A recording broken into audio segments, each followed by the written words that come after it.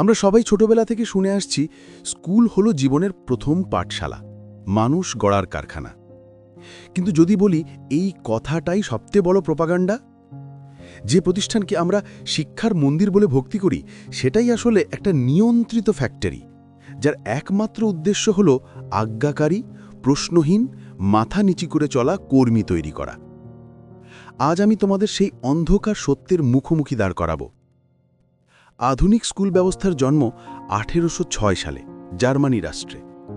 প্রুশিয়ার নেপোলিয়নের কাছে যুদ্ধে হেরে যাওয়ার পর বুঝতে পারে তাদের দরকার এমন সৈনিক যারা কমান্ডারের আদেশ শুনলেই বিনা প্রশ্নে গুলি খেতে ছুটে যাবে। ফ্রেডরিক উইলিয়াম তৃতীয় তখন বাধ্যতামূলক শিক্ষা চালু করেন। বেল বাজবে, সবাই লাইনে দাঁড়াবে, হাত তুলে কথা বলবে, অনুমতি ছাড়া চেয়ার ছেড়ে উঠবে না। এই সিস্টেম আজও অবিকল চলছে, শুধু বন্দুকের বদলে এখন কলম আর চাকরির ফাইল ধরিয়ে দেওয়া হয়। 1903 সালে আমেরিকার John D Rockefeller general education board গঠন করেন এবং স্পষ্ট ভাষায় বলেন, I don't want a nation of thinkers, I want a nation of workers. অর্থাৎ আমার চিন্তাশীল নাগরিক লাগবে না, আমার কারখানায় 12 ঘন্টা কাজ করার মতো কর্মী লাগবে। তিনি আর অ্যান্ড্রু কার্নেগির মতো লাখ লাখ ডলার ঢালেন আমেরিকার স্কুল ব্যবস্থায়। শর্ত একটাই, সিলেবাসে শুধু এমন জিনিস থাকবে যা চাকরি করতে সাহায্য করে, বস হওয়ার স্বপ্ন দেখায় না।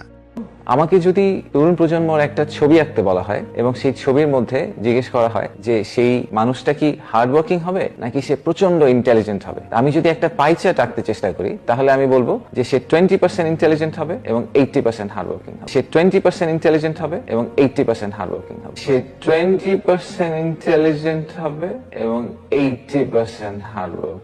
I don't want a nation of thinkers, I want a nation of workers. Say 20% intelligent হবে এবং 80% হার্ডওয়ার্কিং হবে। The devil isn't attacking you because you are weak. He is attacking you because you are a threat, because there is something powerful inside you. Thieves don't break into empty houses. The enemy couldn't take you out, so he's trying to wear you down. But don't you dare give in, because the tide is about to turn in your favor. God sees your struggles. He knows your heart. He knows you're tired, but He is not done with you yet. Put Him first. Trust Him. Even when you can't see the way forward, He is making a way for you. He is with you. He is for you. And He is working all things together for your good. Keep moving forward because your breakthrough is closer than you think. Stay strong. Stay faithful.